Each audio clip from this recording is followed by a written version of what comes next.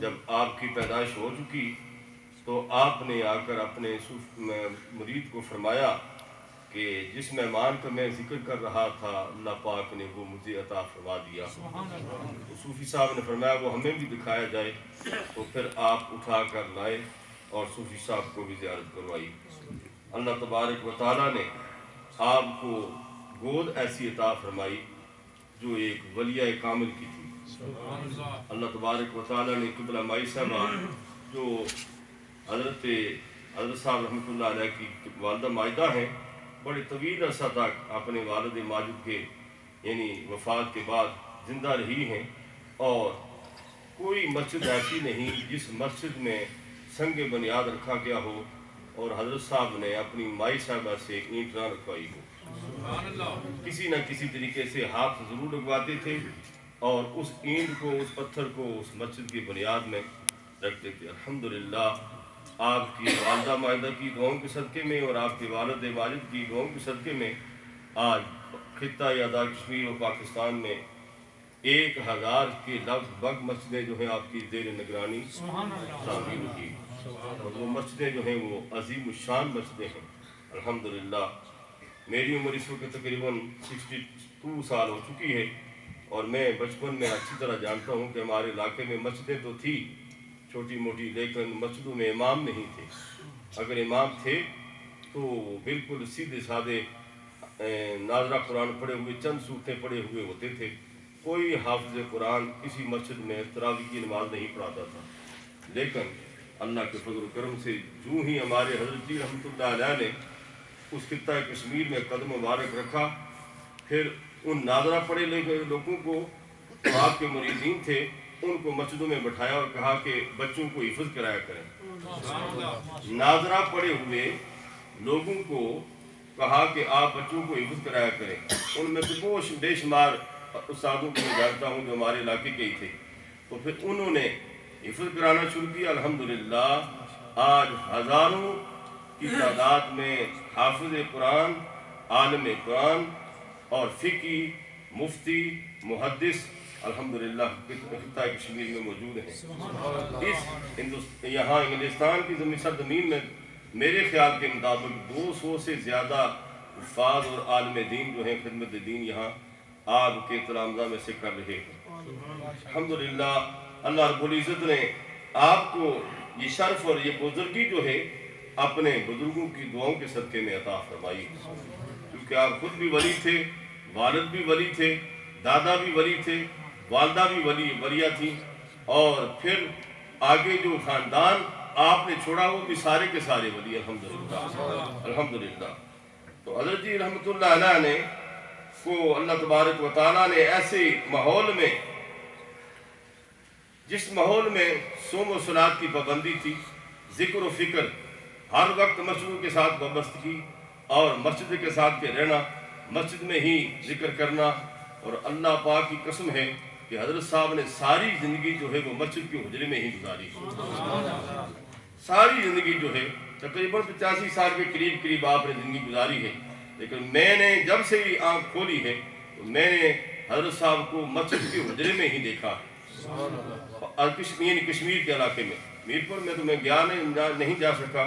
کیونکہ میں بہت چھوٹا تھا، لیکن جب سے میں نے آنکھ کھولی ہے تو میں نے دیکھا کہ حضرت صاحب حجرے میں ہی ہیں، 5 وقت کی نماز جماعت کے ساتھ مسجد میں آ کر پڑھتے ہیں، اور نہ وہ پیروں واسا انہوں نے لباس پہنا ہوا تھا، اور نہ ہی انہوں نے وہ گدا اور جس طرح پیر بیٹھتے ہیں اس طرح بیٹھتے تھے، بلکہ کھدری چادر دری ہوتی تھی، چٹائی ہوتی تھی، اس پر بیٹھتے تھے، اور اس کھدری جو ہے وہ چارپائی اس پر آپ آرام فرماتے تھے۔ بس حجرہ آپ کا تھا، اس میں کوئی گو تکیے نہیں لگے ہوتے تھے، پیروں کی طرح نہیں ہوتے تھے، نہ پیروں کی طرح مرید کرتے تھے۔ کئی سال تک اگر کوئی آدمی پیچھا کرتا تب بھی آپ مرید نہ کرتے تھے۔ اکثر و بیشتر آپ اپنے صاحبزادگاں کو فرما دیتے کہ ان کے مرید ہو جاؤ، لیکن خود آپ نے بہت کم تعداد میں بڑی یعنی محنتوں کے بعد اگر کوئی ہوتا تو مرید آپ اس کو کرتے۔ الحمدللہ اللہ رب العزت نے آپ کو ایسا ماحول عطا فرمایا کہ آپ کو اللہ تبارک و تعالیٰ نے ترقی کی منزلوں پر فائز فرمایا، کیونکہ آپ مادرزاد ولی بھی تھے اور اللہ کی جستجو میں ہم ہمیشہ لگے رہتے تھے، اور مشاہدہ حق میں لگے رہتے تھے اور پاکیزہ ماحول میں رہتے، اس لیے آپ کی والدہ ماجدہ کی دعائیں بھی آپ کے ساتھ تھی، تو اللہ تعالیٰ نے آپ کو درجہ کمال تک پہنچایا۔ اور خطہ کشمیر میں آپ نے جو دینی کام کیا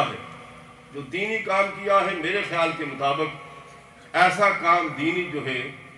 تاریخ انسانیت میں بہت کم ملتا ہے۔ اس لیے میں کہہ رہا ہوں کہ مسجدیں اگر آپ دیکھیں تو ایک سے ایک عالی شان مسجد ہے، صرف مسجدیں ہی نہیں بنوائی بلکہ مسجدوں میں باقاعدہ طور پر حافظ قرآن امام مقرر کیے، 5 وقت کی جماعتیں وہاں ہوتی ہیں، 5 وقت وہاں اذانیں ہوتی ہیں، اور 5 وقت جو ہے بچے قرآن مجید حفظ و ناظرہ وہاں پڑھتے ہیں۔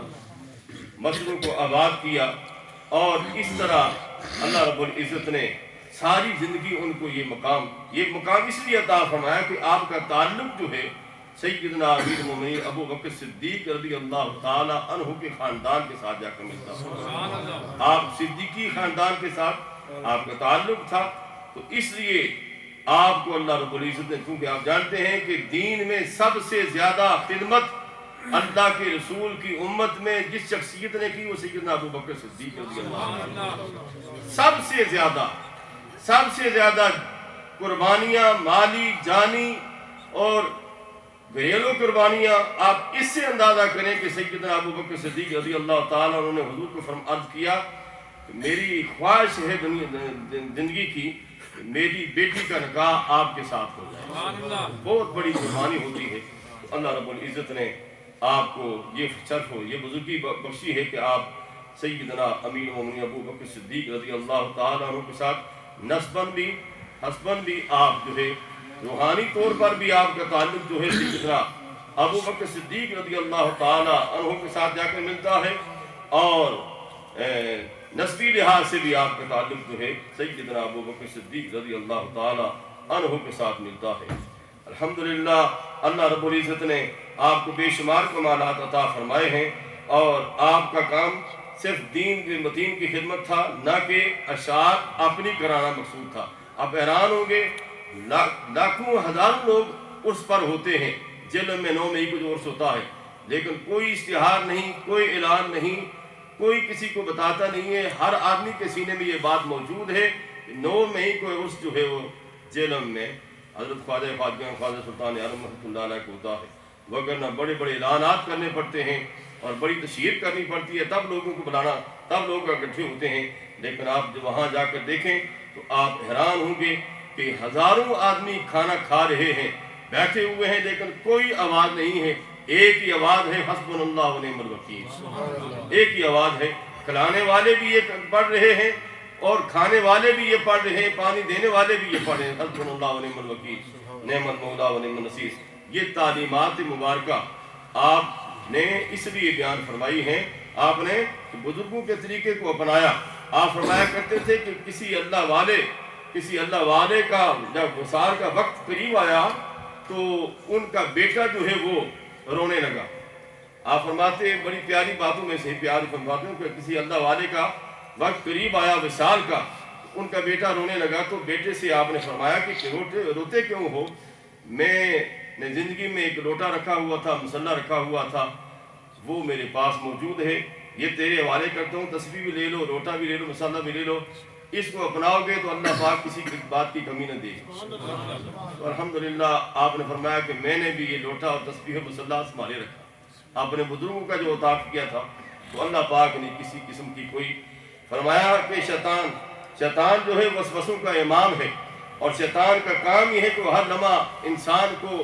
گمراہی کی طرف لے جاتا ہے اور اس کے انسان کے برے اعمال کو خوش نما بنا کر پیش کرتا ہے، اور اس کام کے لیے ہمیشہ وہ انسان کو گناہوں کی طرف لگاتا رہتا ہے۔ لیکن اللہ رب العزت نے اپنے خاص فضل و کرم سے، اپنی مہربانی سے ہمیں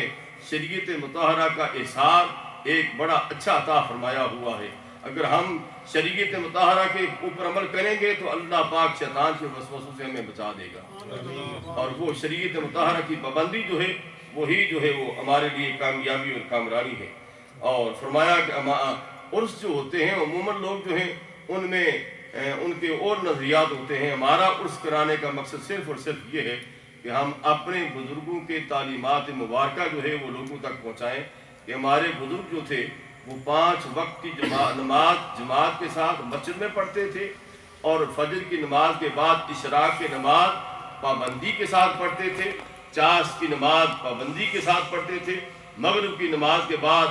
اوابین کے نفل پابندی کے ساتھ پڑھتے تھے، تہجد کی نماز پابندی کے ساتھ پڑھتے تھے۔ یہ وہ عبادتیں تھیں جو آپ کے والد گرامی نے خود بھی اختیار کی، اور حضرت صاحب رحمۃ اللہ علیہ نے بھی ساری زندگی ان کی پابندی کی، اور جو آپ کے قریب بیٹھتا اس کو بھی اللہ پاک یہ توفیق عطا فرما دیتا۔ جو بھی آپ کے قریب بیٹھتا اللہ کے فضل و کرم سے وہ تہجد گزار باشرع پابند صوم و صلات ضرور ہو جاتا۔ اور اللہ کے نبی صلی اللہ علیہ وسلم سے ایک صحابی نے پوچھا کہ اللہ کے بندے کی نشانی کیا ہے؟ بڑی لمبی ہیں باتیں ہیں لیکن میں نے مختصر کر دی ہیں۔ تو اللہ کے پیارے محبوب صلی اللہ علیہ وسلم نے فرمایا کہ اللہ کے بندے کی نشانی یہ ہے کہ جب اس کے قریب بیٹھو تو تمہیں اللہ یاد آ جائے، اللہ یاد آ جائے، اللہ کی جستجو تمہارے دل میں پیدا ہو جائے، اللہ کی محبت پیدا ہو جائے، رسول اللہ کی محبت پیدا ہو جائے، دین اسلام کی محبت پیدا ہو جائے۔ جب ایسا بندہ تمہیں ملے تو اس کے قرب کو نہ چھوڑو، اس کے قرب کو نہ چھوڑو، اس کے قریب بیٹھو،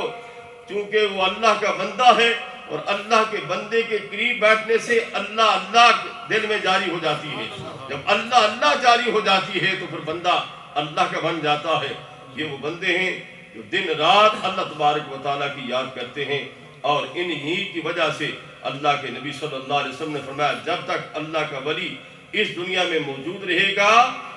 قیامت برپا نہیں ہوگی۔ جب اللہ کے ولی دنیا کو چھوڑ جائیں گے قیامت برپا ہوگی۔ اللہ ان کے فیوز و برکات سے ہم سب کے دلوں کو مستفید فرمائے۔ کل انشاءاللہ تعالی جامعہ مسجد حنفیہ میں جو ہے ہمارے محترم مقام جناب حاجی عبدالمجید صاحب اور آپ کے سارے خاندان والے جو ہیں وہ ہر سال وہاں عرس شریف جو ہے بزرگوں کے مناتے ہیں۔ وہ مغرب کی نماز کے بعد انشاءاللہ تعالی وہاں علماء کرام واعظ بھی نصیحت فرمائیں گے، اور انشاءاللہ ختم بھی ہوگا۔ میں آپ سے گزارش کروں گا وہاں ضرور تشریف لے جائیں، اس روحانی محفل میں شرکت فرما کر ثواب دارین حاصل کریں۔ دوبارہ اپنے علماء کرام جو تشریف لائے ہیں، حضرت علامہ مولانا مفتی محمد نذیر احمد صاحب اسٹوک سے تشریف لائے ہیں۔ یہ وہ بزرگ ہستیاں ہیں، یہاں بریڈ فورڈ میں بڑے علماء ہیں، ارد گرد جو ہمارے نزدیک شہر ہیں ان میں بھی بڑے علماء ہیں، لیکن ان کا تعلق جو ہے پیر کلیاں رحمۃ اللہ علیہ کے ساتھ ہے، جو ہمارے حضرت صاحب کے والد گرامی کے خلیفہ مجاز تھے، ان کے ساتھ ان کا تعلق ہے روحانی طور پر۔ تو اس لیے میں سمجھا کہ ان کو یہ ہمارے پیر